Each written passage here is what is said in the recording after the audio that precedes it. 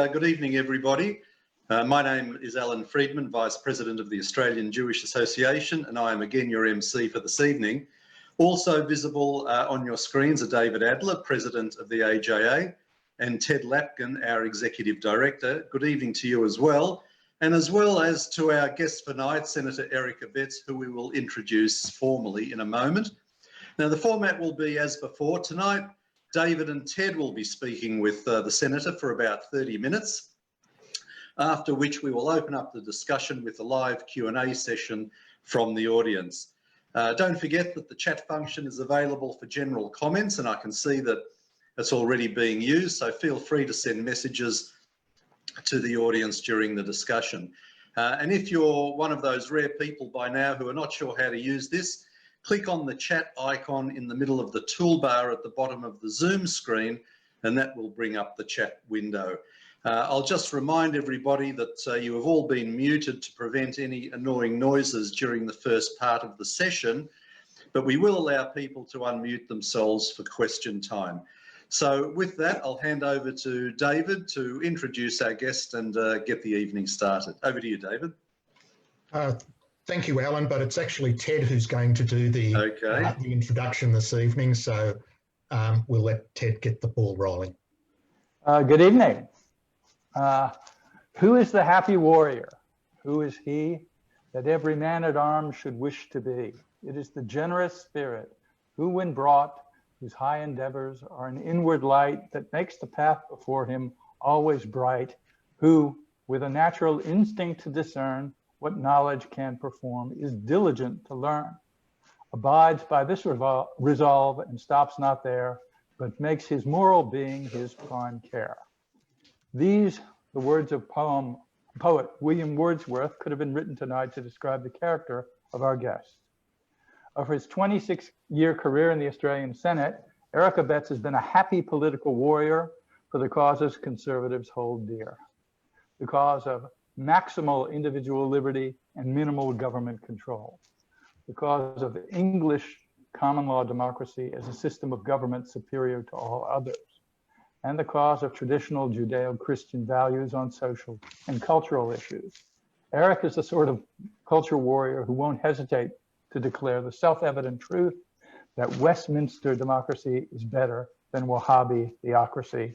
Then he will smile as the slings and arrows of outrageous wokeness are hurled his way by all the usual suspects. Eric is one of the longest serving members of the Australian Senate, having ably and faithfully represented his home state of Tasmania for many years.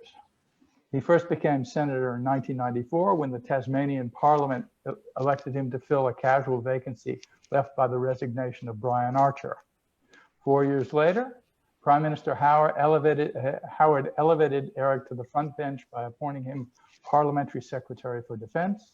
From there, he progressed to Special Minister of State, known within the Canberra bubble by the acronym SMOS. SMOS is a rather mundane junior ministerial portfolio that deals with parliamentary entitlements and electoral matters. And after 5 years of SMOSdom, he moved on to the more exciting realm of Minister for Fisheries and Forestry. But truth be told, it was Eric who provided much of that excitement, using his bully ministerial pulpit to launch full-throated attacks against the Greens as tree-hugging fanatics. He continued to be the bane of Bob Brown's existence until the defeat of the Howard government the following year. After 6 long years in the wilderness of opposition, Eric was promoted into cabinet by Prime Minister Tony Abbott. Eric's ministerial career was ended by Malcolm Turnbull, Yimach Shmo, who relegated senator to the backbench. But that was a bit of a blessing in disguise for the Jewish community because it meant that Eric was able to devote more of his time to committee work, particularly the Senate and Joint Foreign Affairs, Defense and Trade Committees. As such, he has fearlessly applied the acid in Senate estimates to the Arabists of DFAT and the leftists at the ABC, taking them to task for their disgraceful attitude towards Israel. I've known Eric for many years. He is a parliamentarian and I as a political staffer and lobbyist. And he is one of those rarities in life and particularly in politics, a genuine mensch. You will never find such a good friend of Israel and the Jewish people. But there's more to Eric's Menschlichkeit than simple Zionism, essential though that is. By its very nature, the arena of politics is a hyper-competitive environment where arrogance abounds, and it's all too common for people to lose their moral bearings in the mad scramble up the greasy pole. Yet despite his long tenure as a senator, despite the many high offices he's held, Eric has never lost the basic humility that is the mark of true moral leadership.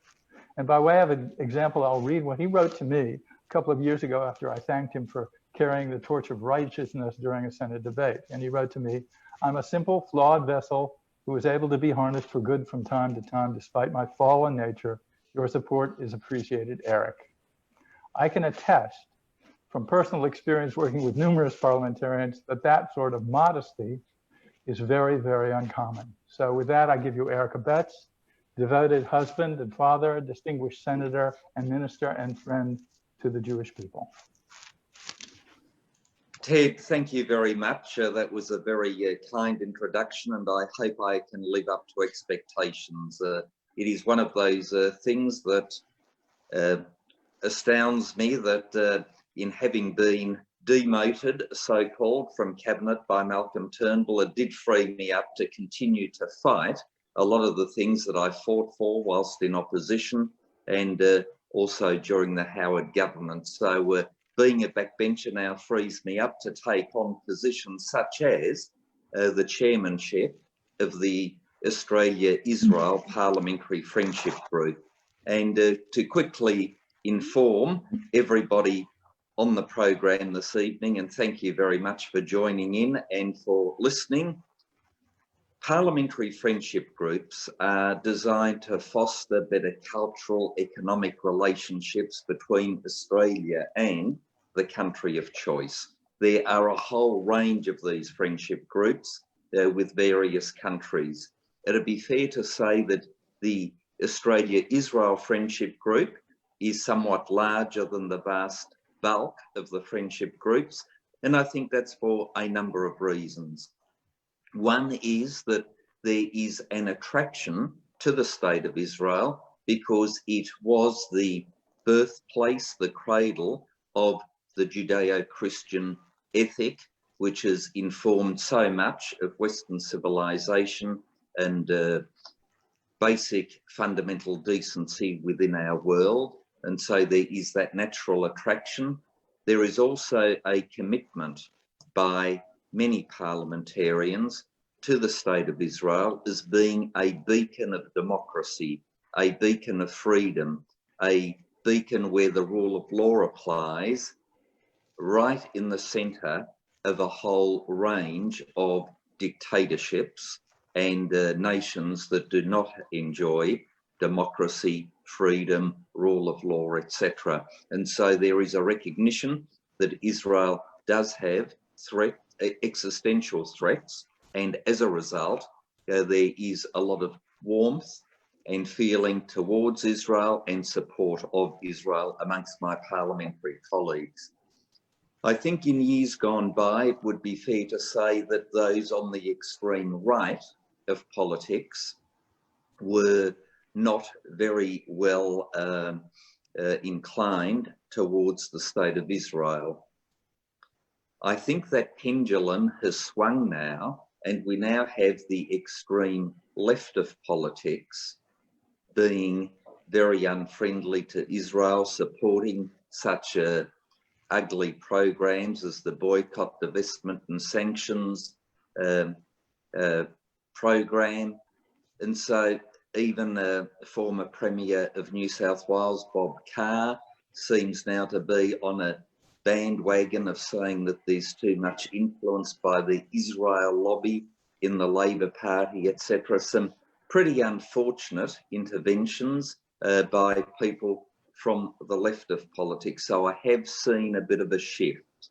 I have a question on that, Eric, if I can just interject, because you know, having worked on both sides of Parliament, you know, the House and the Senate is a much more intimate body, and senators know people on the other side because it's only half the size of the reps, far more, I won't use the term intimately, but far more closely than, for example, somebody from Labour or the coalition in the House of Representatives, just because of the size. So, when I talk to my sane Labour friends, they say, oh, it's going to be fine. We're going to keep the left under control. But you see at every Labour conference, whenever they have a national conference, you have, the burblings of this kind of, I would call it anti-Semitic hostility to Israel comes to the surface. So given the fact that you're much more closely acquainted with the people on the other side of the chamber, Penny Wong in particular as a shadow foreign minister, I mean, you see the kind of the Corbynization of the British Labour Party. You see the rise of the hard anti-Israel left amongst the Democrats in the United States. What's your view of the ALP in terms of the Corbynization process? What you say about the Senate, Ted, is correct. We a lot more collegiate, I think, in the Senate. One, we have lesser numbers. Secondly, there's a lot of committee work that is undertaken, and as a result, you travel around the country or you meet together in a committee type system, and as a result, just by sheer dint of being in each other's presence, you get to know each other better, and as a result, those bonds are created across party lines. Now, coming back to your point, I think the Australian Greens now are basically a write-off in relation to things like boycott, divestment and sanctions. And there is as I observe it, a growing element within the ALP that is seeking to become more like the Australian Greens, rather than holding to their, if you like, more traditional blue-collar conservative values that basically say, well, Israel at least is a democracy. It believes in the rule of law. It believes in freedoms.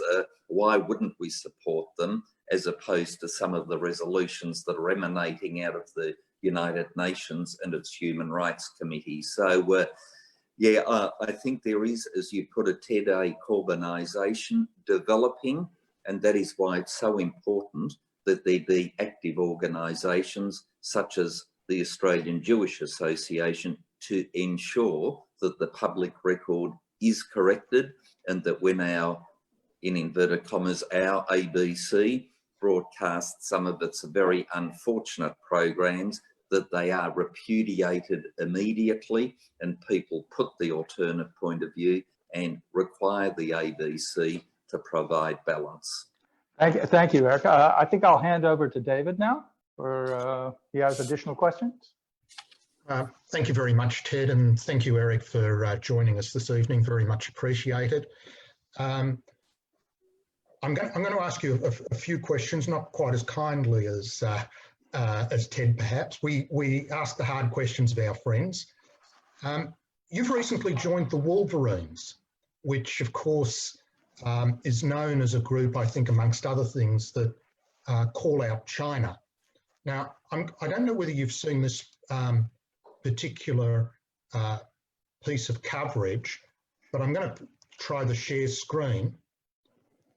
And this is from the China Xinhua News just a few days ago. It reports that there was a discussion between the PLO president, dictator really, he hasn't had an election for 15, 16 years, Abbas, with the Chinese President Xi Jinping. And the interesting thing that this reports is that whatever Palestine is, they're pledging support to the Chinese policy in Hong Kong and Xinjiang. So this is where the human rights are being suppressed, not only of the pro-democracy people in Hong Kong, but even the Uyghur Muslims. And a few days later, we had China announcing support for a Palestinian state in the UN. So I don't know whether you've seen that particular coverage, but I'd be very interested in your reaction with your Wolverine hat on, as well as chair of the Parliamentary Friends of Israel. Thank you very much for that, David. I had not seen that, so thank you for drawing my attention to it. The Wolverines is a loose-knit group of Liberal and Labor MPs that are concerned to ensure that those of us that support democracy and freedom speak out on those issues, especially as it relates to China and some of its activities. So in recent times, I've had the privilege of being able to address an online rally of Hong Kongers in support of their quest for freedom. I've been able to address an online rally of Falun Gong supporters and members, because they have been submitted to most horrific activities in China. Basically, they are made prisoners of conscience, and then they are killed for the purposes of having their organs harvested. About as barbaric as you can get. And of course, we have the Uyghurs and Christians being persecuted as well in China. So the Wolverines are a group that's committed to ensuring the promotion of those fundamental values that underpin our society, which I believe are universal rights that lie in the bosom of everybody. Everybody wants freedom. Everybody wants the right to be able to pursue happiness within their lives, albeit subject to conditions, of course, but not under the stifling hand of a dictatorship. That the Palestinian Authority should side with our Chinese dictatorship should not come as a surprise, but it is indicative of what the Palestinian Authority believes about democracy, that they should see China as being able to repudiate an international agreement that the China signed with the British, sanctioned by the United Nations, just thrown out the window through the now national security law that Beijing passed to foist upon Hong Kong in breach of all appropriate standards, is indicative, I think, of the standards that the Palestinian Authority applies to its own people. And it's a matter of concern, but of course, birds of a feather stick together, and dictatorships often support each other. And that is why I suspect at the beginning of World War II, people like Hitler and Stalin were able to come to arrangements and agreements. And it's a matter of very real concern to me that the Palestinian Authority should be seeking to get China on board at a time when China has become quite a pariah. And I must say, I have been heartened by the world community's reaction now, courtesy of COVID-19.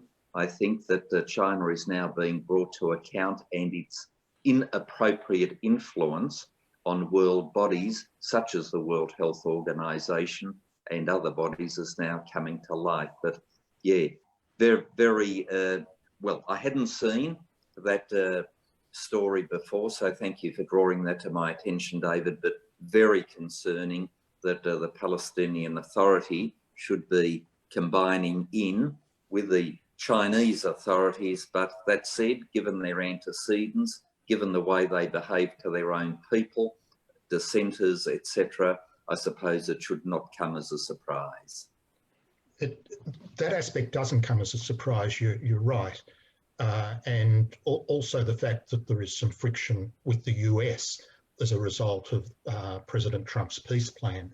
What did surprise me, though, is that they seem to overlook that statement includes the Chinese policy in Xinjiang. So it overlooks the suppression, the persecution of their brethren.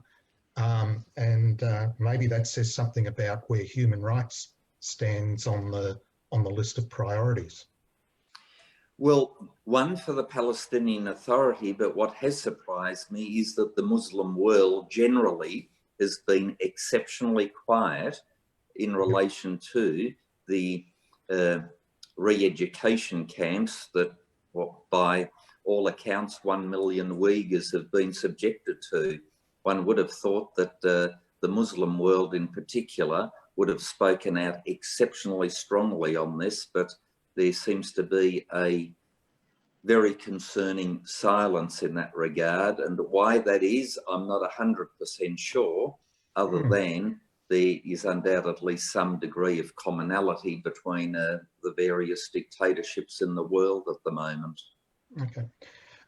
Well, I want to move on to one of our priorities, a specific Israel issue, Eric, and one that you've assisted in championing, and that is looking for reform of Australia's foreign aid, which in the budget is still $43 million on a line called Palestinian territories. And let me say to everyone listening, if you haven't seen the way that Senator Abetz fights on this issue, you can go to the AJA YouTube channel, just put in the name Abetz, and you'll see one or two video examples of him asking questions at Senate estimates hearings. And we did achieve some reform, so I want to very much thank you for your contribution. But we remain concerned that Australian money is still going particularly to UNRWA. I know you've seen some of the material about the so-called education that is handled in UNRWA schools that incites and glorifies terrorism. I should let you know that Wednesday next week, when we have our next event, we are devoting that to exposing UNRWA material, and we have 3 experts from Israel joining us. But how do we make progress with DFAT, and do you see any scope for Australia doing what even some European countries have done, and conditioning the UNRWA contribution on reform or something? My view is that with these issues, we just have to continue to chip away slowly but surely, and I think ultimately you will achieve results, albeit step by step. Just recently on another issue, when I asked about the organ harvesting that was occurring in China, I was initially given a response that the department had no evidence of this. And it was only after a lot more questioning that the reason they didn't have any evidence of this was they hadn't bothered to look into it. But the initial response was to try to throw me off, to suggest that there was no evidence, full stop. It was an honest answer, but without doing them too much of a discourtesy, I thought it a misleading answer when you had a look at the total transcript as to where we started. There's no evidence, right through to, well, there's no evidence because we haven't bothered looking at it. And similarly, I don't think our Department of Foreign Affairs has been sufficiently robust in examining UNRWA, the educational materials, and drilling down and asking the hard and tough questions in relation to how the funding gets spent. And sure, we spend money on educational purposes, which is good, fine. But of course, with us spending foreign aid money for the Palestinians in education, it frees up their money to fund their martyr funds and the support of that sort of nefarious activity. And so the monies become, what's the term, fungible. You move it from one area to another. So if we provide education funding, it frees up money for their nefarious activities. And I would have thought our aid funding should be on the very strict proviso that if you've got enough money for a martyr fund that you specifically put in your budget, you know what? You've got too much money, and as a result, you won't need our foreign aid. And I think we need to be somewhat tougher in our negotiations and discussions in relation to the provision of funding, whilst always being willing to assist in a humanitarian way. It is not at all humanitarian to provide money in circumstances where you know that that then frees up other money to undertake terrorist type activities. Eric, we are very, very grateful that you're prepared to ask the questions, and you've used our materials sometimes, and, I have. and that's tremendous. We will make sure that you are up to date with the evidence so that it can be used to challenge DFAT or to inform DFAT or both as you see appropriate. And next week we will be obtaining the latest information, and we'll be sure to pass it on to you one way or another. Look, thank you for that, and I appreciate that. And for anybody that might question or wonder what the Australian Jewish Association does, can I tell you that the materials that they provide me is exceptionally helpful, and as a result I'm able to prosecute these matters so much more effectively at Senate estimates. That's very kind. Now, I've been asked to put a question to you on a recent historical policy issue, which I'm sure you were involved in to some degree. And of course, during the Wentworth by-election, the question of the status of Jerusalem arose, and also should Australia consider moving its embassy. We got the impression initially that in his heart of hearts, Scott Morrison actually wanted to do it, but for some reason, whether it was lack of support, internal or external pressure or a combination, it got watered down and watered down and watered down. Are you able now to shed any light into what happened?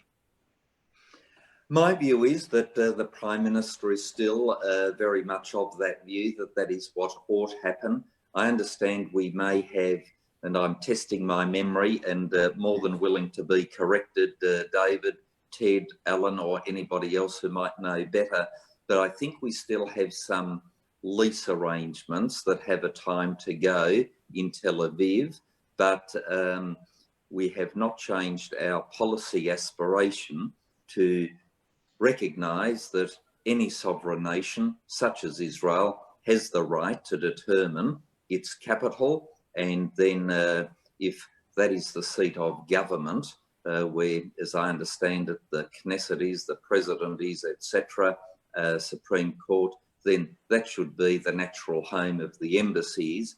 And I think it's quite inappropriate then for other countries to, for whatever reason, to say, well, we know you say that's your capital, but we're not going to recognise it, and we'll put our embassies in some other city or town. It'd be like Israel saying, look, we don't like the way you took over Canberra or determined how Canberra was to be established, and therefore we'll set our embassy up in, let's say, Hobart, just to name a great city. But it would be, I think, an insult to Australia for any country to do that to us.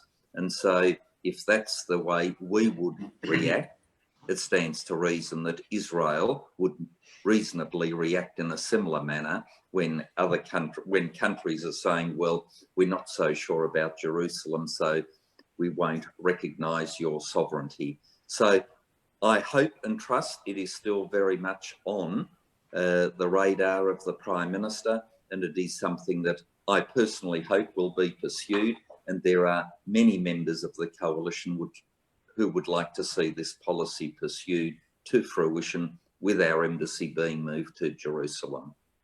That's great news, and it would certainly have our support, Eric. That goes without saying.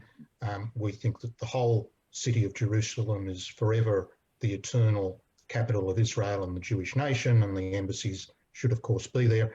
And obviously, right now, it's not going to happen. The government has its hands full with certain crises, but who knows, maybe in a year or two, there'll be a window of opportunity. Now, I'm just going to mention two things to your credit, just so people know, and then throw it open for questions. You have challenged the ABC a couple of times, and recently on the question of having anti-Semitic content and their apparent lack of knowledge of the International Holocaust Remembrance Alliance definition of anti-Semitism. We have unfortunately in the last 6 months seen a significant rise in the anti-Semitic incidents around the world, and Australia is not an exception, particularly at our universities and schools. We would like to see Australia formally adopt the IHRA definition. Although we're a member, we haven't formally adopted the definition. There's no magic bullet, but it seems to be the best tool available at the moment. So I'm sure that would have your support in principle, but do you see it being something we can get on the agenda in the next 6 to 12 months? I would have thought so. Well, that statement, I think, is a good statement, and it helps focus the minds of people as to what is the right and proper thing to do in this particular space. That's why I raised it with the ABC, and the chief editor of the ABC, its managing director, wasn't even aware of that statement, and so he agreed to have a look at it and see whether or not it would be incorporated into the ABC's code. I'm not sure that I've had an actual response to that as yet, but I can't quite recall whether I have or not, but it is something that I think is worth pursuing.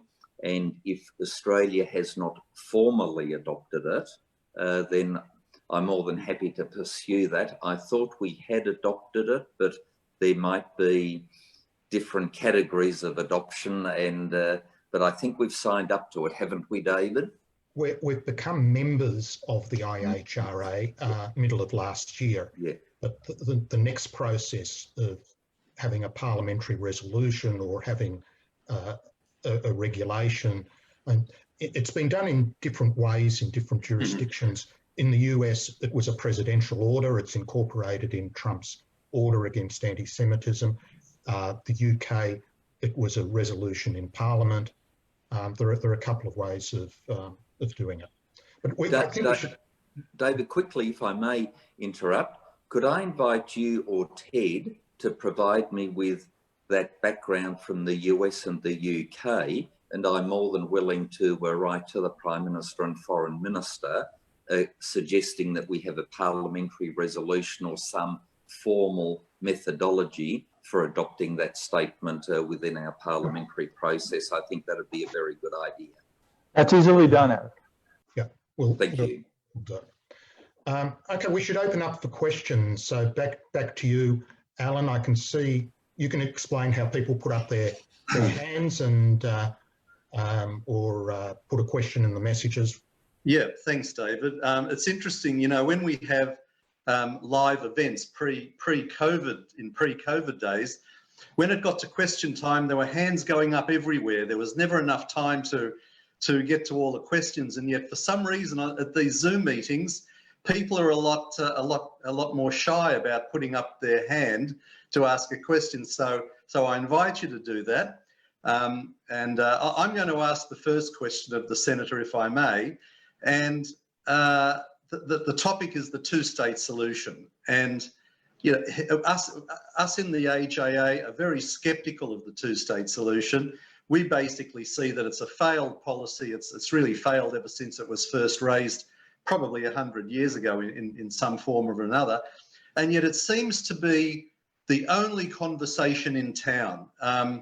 It just seems that it's a very comfortable, it makes people feel good, it feels fair. I'm just wondering what sort of discussions go on within the parliamentary circles about this, if at all. Do you actually discuss the merits of the two-state solution and whether it's even worth hanging on to? The two-state solution, as you say, is something that everybody talks about, every cockatoo galah in the pet shop seems to be talking about two-state solution. It seems to be the topic that most people take refuge in when talking about the dilemmas in the Middle East. Now, that said, the fundamental issue is simply this: you can only have a two-state solution if there is going to be mutual respect and mutual recognition of each other to continue to exist. And until such time as the Palestinians are willing to say and accept that there should be a state of Israel within certain borders, and we can talk about borders and all the other minutiae, but there has to be a fundamental statement of principle that Israel has a right to exist. And until that statement is made and an absolute commitment given to it, you can't really have a discussion about a two-state solution, because one of the two states does not believe in the other's right to exist. And so you've got a fundamental breakdown of the most basic of considerations before you take it even further. Yeah, I actually like to develop that even a little bit further. And I say Israel has a right to exist as a Jewish state, because often you will get people on the left saying, oh, well, of course we accept the right of Israel to exist. But what they have in mind is some sort of binational state, which is not what we understand the meaning to be. So they can be a little bit sneaky about that. But what would the Parliamentary Friends of Palestine have to say about that, for example? I mean, if you put that to them, what would they say? I would suspect that they would use all the rubbery sort of apologetic type language that we've got used to from all our friends in the ABC and elsewhere. But I confess I would not pretend to be able to speak on behalf of the Friends of Palestine. No. Okay. We've got a question from Terry Davis. Terry, please unmute yourself and fire away. I have to find him to unmute him. Oh, do you have to do that, David? Yeah. Or you can. Any of the co-hosts Okay. can. I think I'm No, unmuted. he's right. He's unmuted. Good evening, Senator Abetz, and welcome to AJA. The ABC, their ABC. I've had a firm view for quite some time, both as a Conservative and as a Zionist, that the ABC is beyond repair and should be sold off. There are moves in the UK against the BBC licence fee along those lines. And bearing that in mind, what do you think the chances are of A, it happening here, and B, what are the chances that it could be done within sort of 1 or 2 parliaments, say? Terry, look, your concerns about the ABC are shared. I was vilified by the ABC for being part of the majority at a Liberal Party federal convention, which supported the sale of the ABC, albeit it was subject to certain conditions.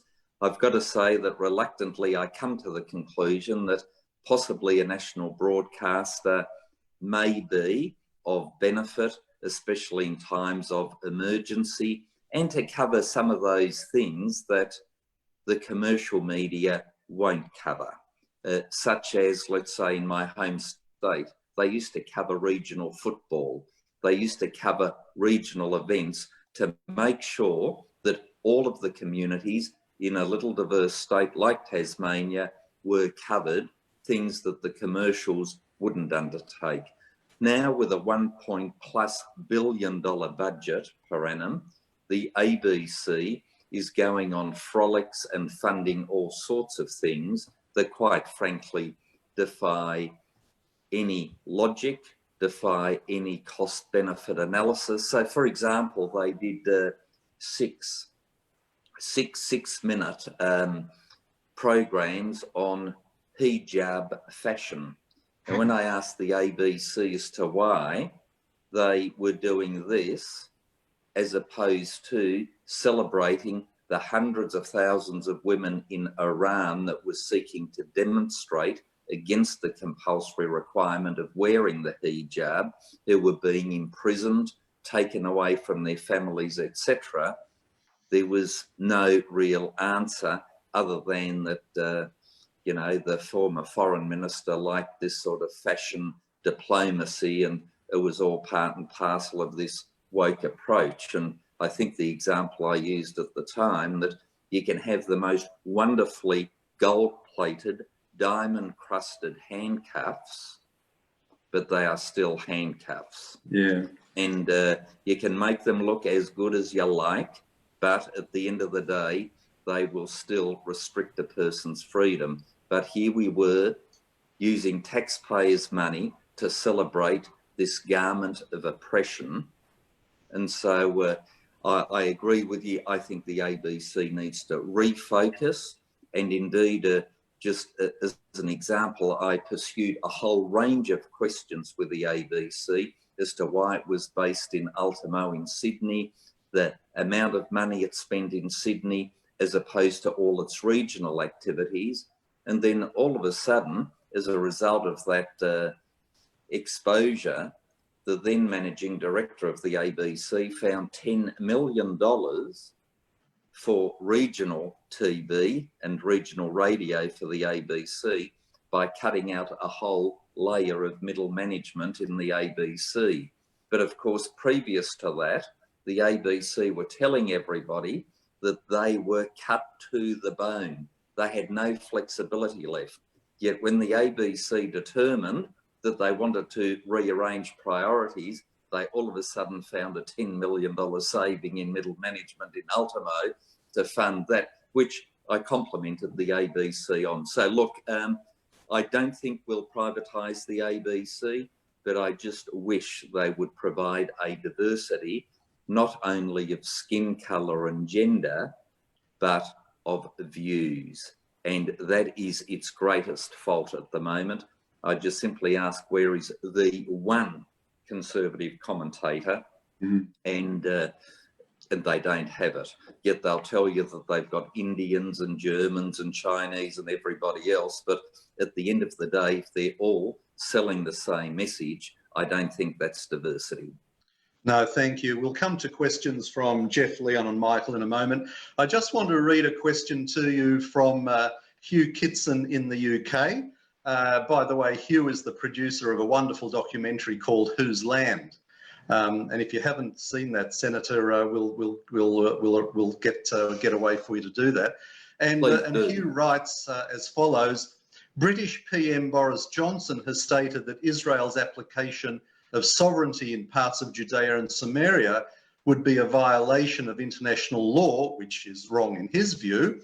What is the official position of Australia in regard to Israel's claim of sovereignty in Judea and Samaria?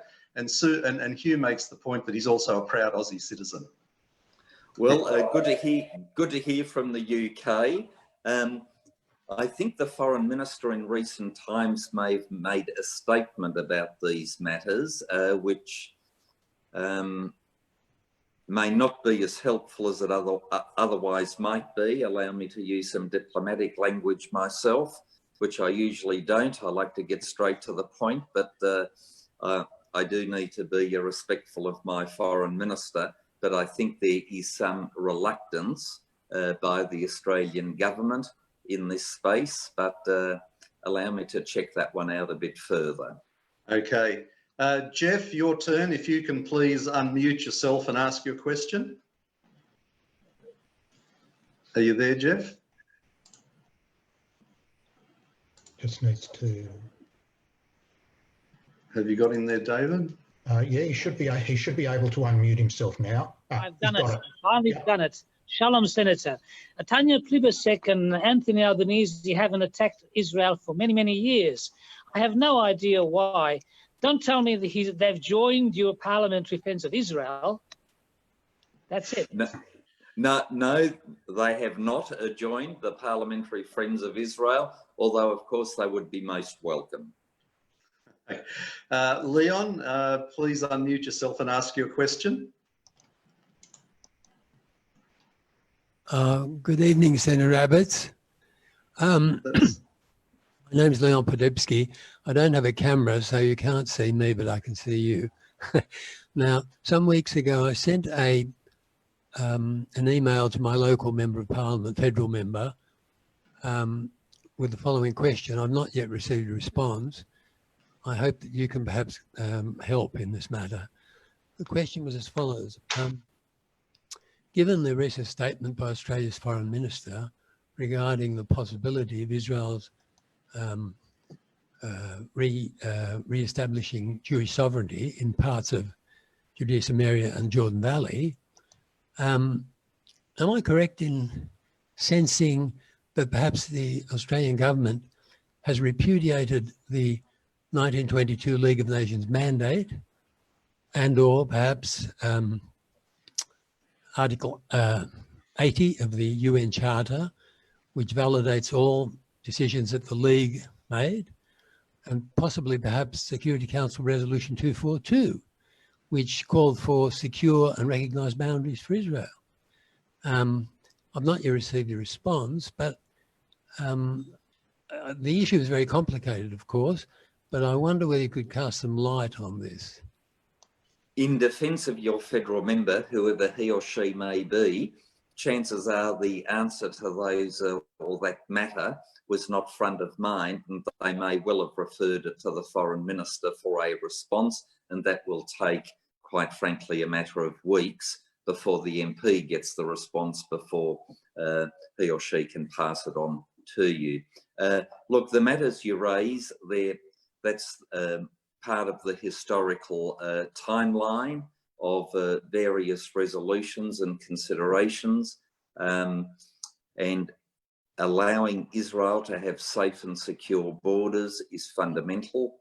That is, I think, what is behind the recent suggestions, which have now been, well, not accepted by Boris Johnson and by our own Foreign Minister. I hope that further discussions can continue to take place, because if we are to have some sort of resolution to the imbroglio that we have in Israel/Palestine, we need to come to a resolution, but it comes back to what Alan was talking about earlier, the two-state solution, and we won't get one until we have that fundamental commitment from the Palestinian Authority that Israel has a right to exist in safe and secure borders, and more, and I accept Alan's addition to that, that it should be a demonstrably Jewish state. Just before we go to another question, Senator, do you sit down with the Foreign Minister over a coffee and chat about this sort of stuff? Or do you tend to do your own thing and not engage all that much? Look, not over a cup of coffee, short, quick chats here and there in corridors before question time, or during a division in the Senate, you might sit next to the Foreign Minister and have a yarn about a few issues, but there's nothing formal in that regard. And given matters of foreign affairs being so dependent on language, most of the time I in fact write or email to her, and she then responds, and then that way there is a record as opposed to just a conversation as to what our position is. Just interject just a quick question on that. I mean, Eric, you've been a minister, I've been a ministerial advisor. We've both met with, dealt with ministerial officials, and, you know, DFAT is ministerial officials on steroids. So to what extent, to the extent, you know, and feel free to take a pass on this for reasons of internal party diplomacy if you need to, but to what extent do you think the fingerprints of DFAT Sir Humphrey Appleby are all over Maurice's statement on the two-state solution? I think there was a lot of influence from the department, and of course it's quite right that ministers should listen to their departments. My own view always was, as a minister, that they give advice, but I decide, and that is why we have a democracy. If it was just for departmental officials to provide the advice, then ministers would simply be the ventriloquist doll of the department, and there would be no need for an actual minister, because you could have anybody doing the act of the ventriloquist doll. So I think there does need to be a value add by the minister, and a determination to inject what the actual government policy is into our foreign affairs. So ultimately, I'm sure the minister makes up her own mind, but not surprisingly guided by departmental officials. And given the past history of where the department has been on a range of issues, might I add, including China, I hope that the more robust positioning of Australia in relation to China might now flow through to some of the other issues as well, including Israel. Mm-hmm. Just before we go to Michael, I think, Leon, I cut you off a little bit before. Did you want to say something else? I think he's back to mute. I think Anna wants to ask a question. Okay, we'll come back to Leon. Michael Bird has been waiting. So Michael, please unmute yourself and ask your question. Can you hear me now? Yep. We can indeed. Yeah, thanks, Senator Abetz, for supporting our community. We really appreciate it. Actually, Ted, my wonderful friend Ted stole my question.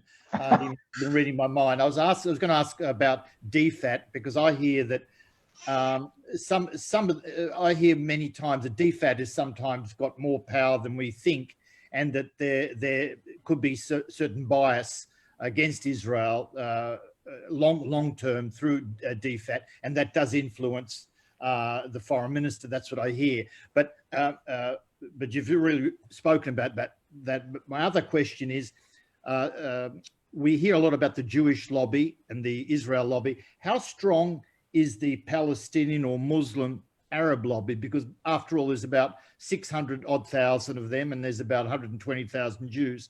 You would think that their influence, particularly out of the western suburbs of Sydney, is pretty strong.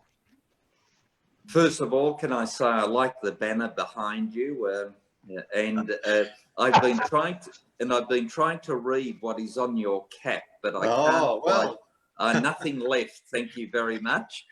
I saw the left bit, but I couldn't read the top word. Nothing left. So hopefully that makes you a good conservative. Now, I think there is a growing influence within electorates of Muslim communities that then impact their local MPs.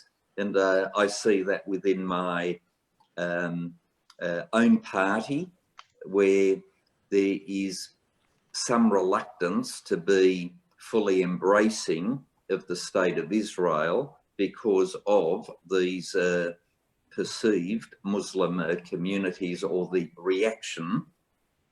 perceived reaction of the Muslim communities within their electorates. And as you may imagine, if you've got, let's say, 5-10% Muslim component in your electorate, that can be very decisive as to whether you win or lose.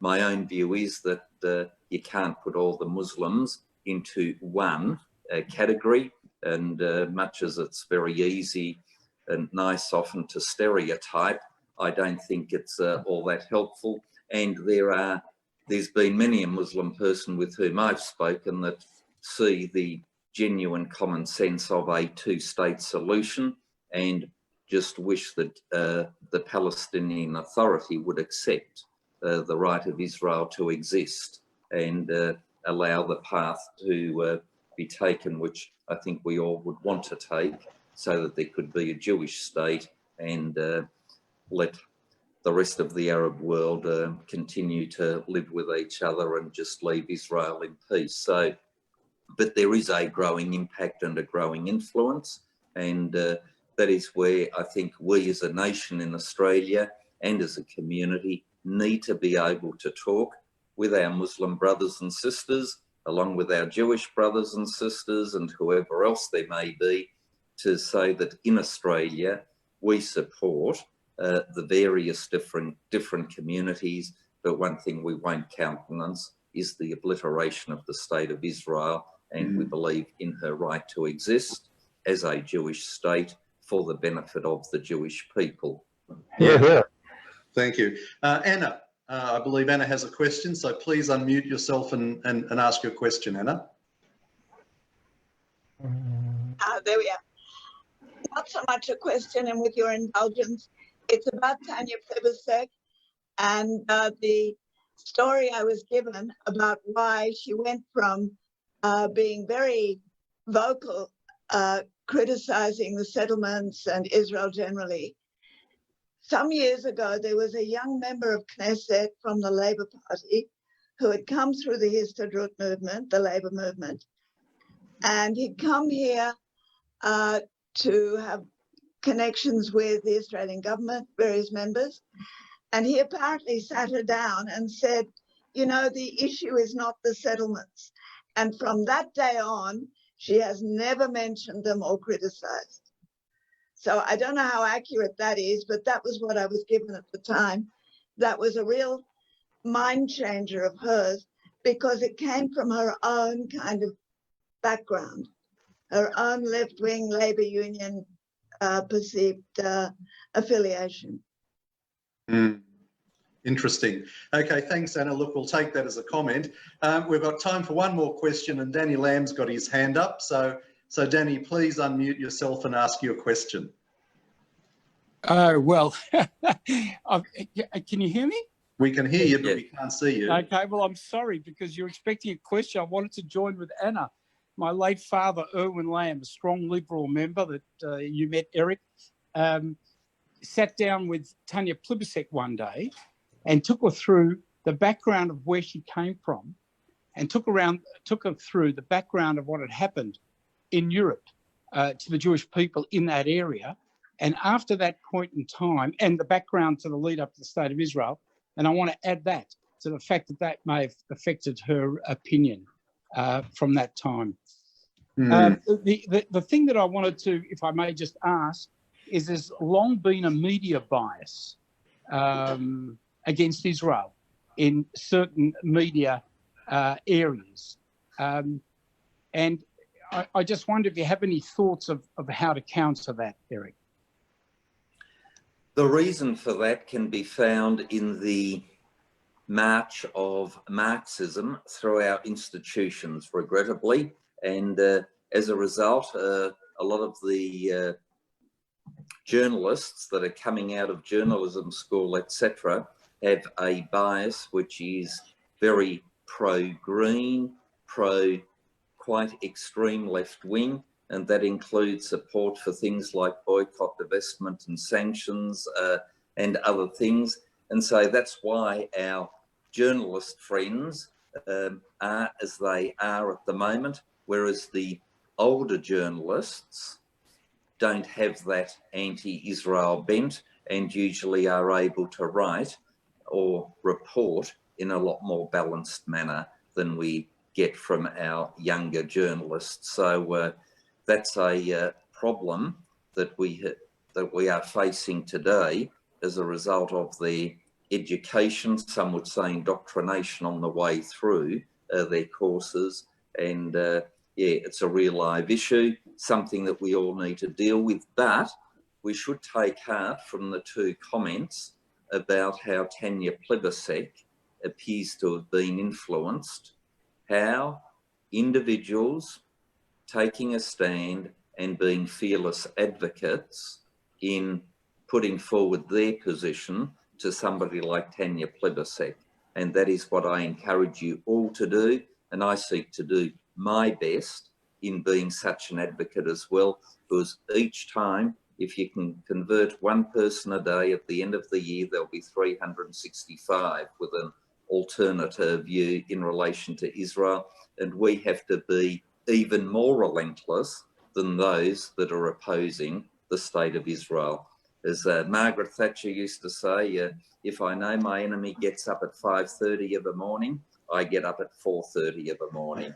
And that's the sort of attitude we need to have in relation to all matters Israel and the Jewish people, to ensure that they are protected and they are given the entitlement of the state of Israel as a Jewish state within secure borders. And as the chair of the Parliamentary Friendship Group, I will seek to continue to do that to the very best of my ability, and might I say very, very ably assisted by the information I'm provided by AJA to ensure that I'm appropriately briefed before I go into the fray at Senate estimates. Well, thank you. That's very well said. And on that note, we have reached the end of our time. So, Ted, let me just throw back to you to formally thank the Senator, and then we'll wrap it all up.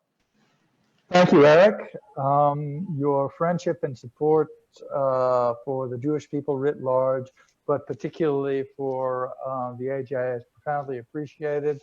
As I said, you're a mensch in the best sense of the term, and we very much look forward to striding forth into those sunlit uplands that Winston Churchill talked about, arm in arm, fighting a good fight. And you are a fearless, happy warrior, and look forward to doing battle with you in the future.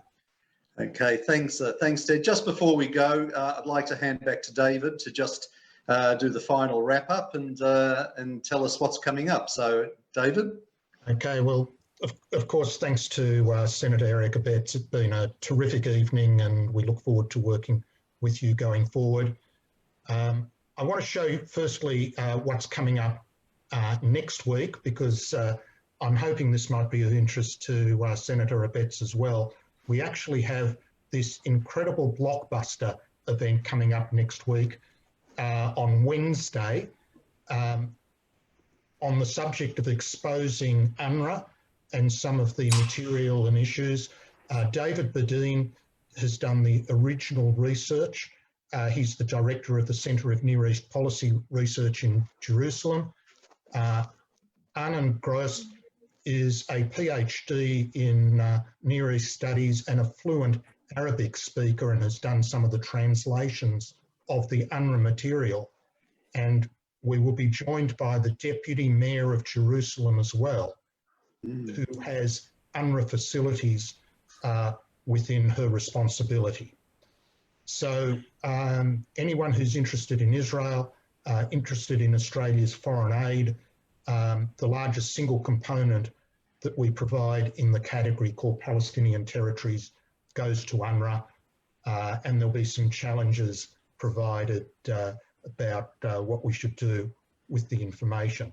So finally, just in closing, we want everyone here to be a supporter of AJA, like and follow the Facebook page. If you're not yet on our email list, just send an email to that email address, office@jewishassociation.org.au. And of course, we welcome you as members or providing tangible support via the website. Thanks, David. And on that note, we'll close the evening. Thanks again to the Senator. Thanks everybody for coming along. Your support is always appreciated, and we get great numbers at these events. So until next Wednesday night, we wish you a good night, and we'll see you all next week. Bye for now.